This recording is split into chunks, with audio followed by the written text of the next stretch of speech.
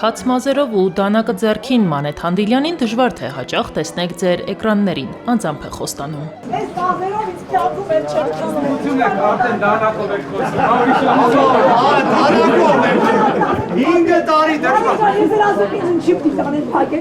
Իսկ թե ինչու են ապրելու երկիր կուսակցության անդամներն ու մյուս հյուրերը թրջված, ինչ մոմեր են փչում ու ինչու են տորթի մոմերը հանգում առանց փչելու, հերթով։ Ապրեք, որ այստեղ եք եղել մեր կողքին, ու այստեղ եք ու երկար եք դեռ լինելու եք, ու այս տորտը լուզով եմ կհամտեսեք նոր գնացածը, վայ ջան 5 անգամ փչել եմ այս տորտը,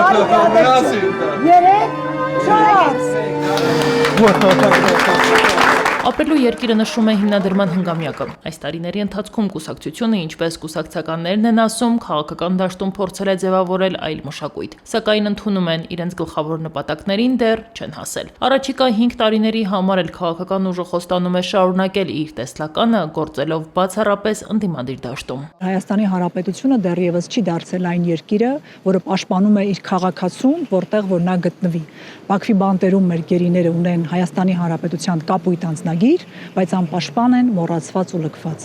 Ավելորդ է խոսել ժողովրդավարության տապալման, այն արժեքները, որոնք կրում ենք, բայց չեն կարողանում իրացնել։ Ավելորդ է խոսել արժեքների, հայկականության, մեր ինքնության դեմ այս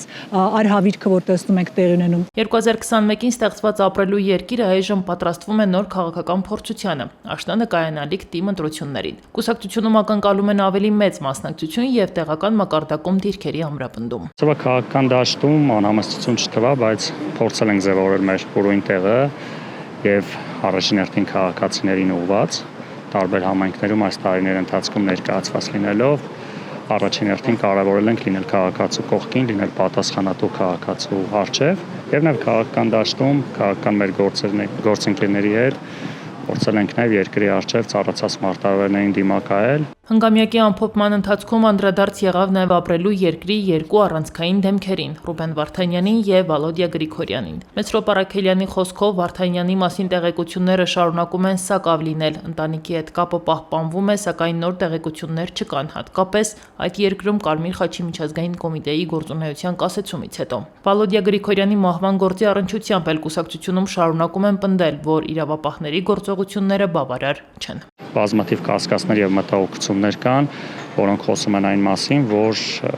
կան առնվազն գոնե օժանդակողներ, տեղեկացվածներ, հնարավոր է նաև կազմակերպիչներ եւ պատվիրատուներ։ Կուսակցության անցած հնգամյակը գնահատել է, իսկ քաղաքագետ Աբրահամ Գասպարյանը առանձնացնում է երկու առանցքային կորուստ՝ Ռուբեն Վարդանյանի բանտարկությունն ու Վալոդիա Գրիգորյանի սպանությունը։ Միաժամանակ նրա խոսքով ապրելու երկիրը այս տարիներին կարողացել է տեղական մակարդակում ամրապնդել իր դիրքերը։ Առաջիկա տարիներին գլխավոր խնդիրը սեփական դրազանգվածի ակնկալիքներն արդարացնելն է։ Միայն երկու առանցքային դրվագ կարող եմ ասել, որ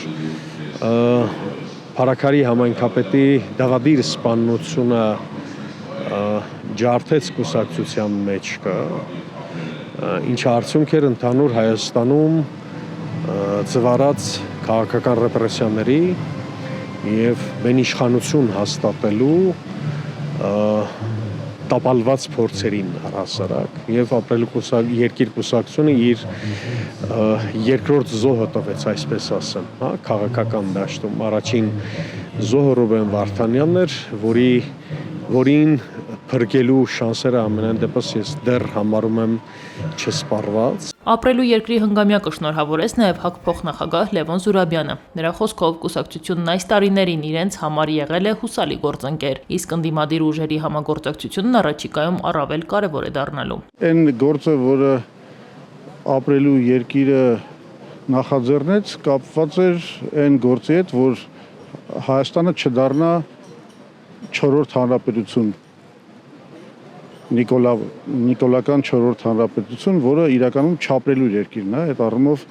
ապրելու երկիրը դրա անտիթեզն էր։ Ազգային ժողովի փոխնախագահ Արամ Վարդևանյանի խոսքով ապրելու երկիրը քաղաքական դաշտ է բերել ինստիտուցիոնալ մոտեցում, կարևորելով նաև քաղաքական մասնակցությունը տեղական ինքնակառավարման մակարդակում։ Այն, որ մունիցիպալ մակարդակում ընտրություններին առաջնային նշանակություն տալը, դրանց մշտապես մասնակցելը եւս բերել է ապրելու երկիրը, չնայած նրան, որ նոր ուժ է հանդիսացել, եւս չափազանց կարևորում են։ Խորհրդարանի ընդդիմադիր ամենամեծ խմբակցության ղեկավար Նարեկ Կարապետյանն էլ արդեն հորդառատ անձրևի տակ գնահատեց ապրելու երկրի անցած ճանապարհը, իսկ առաջիկա քաղաքական գործակցությունը համեմատեց եղանակի հետ, խոստանալով, որ անձրևին արև է հաջորդելու։ Ընդդիմություն լինելը հեշտ բան չէ։ Դու երբեմն կայծակի տակ ես լինում, երբեմն անձրևի տակ ես լինում, երբեմն բերդում ես լինում։ Բայց ես զարմանում եմ ձեր վրա ոնց է կարողացել 5 տարի մենակ առանց մեծ աջակցության լինել ընդդիմություն, այս բոլոր իջացրեք ժողովրդին տեսնեմ։ Այս բոլոր ճնշումների տակ։ Անձրևը խառնեց օրվա պլանները, թռչեց հյուրերին ու ստիպեց տորթը կտրել փակ տարածքում, բայց չխանգարեց ապրելու երկրին գնահատել անցած ճանապարհն ու ներկայացնել առաջիկա քաղաքական անելիքները։ Իսկ թիմ առաջիկա ընտրությունները ցույց կտան քաղաքական դաշտում ապրելու երկրի անցած ճանապարհն ինչ արդյունք է տվել։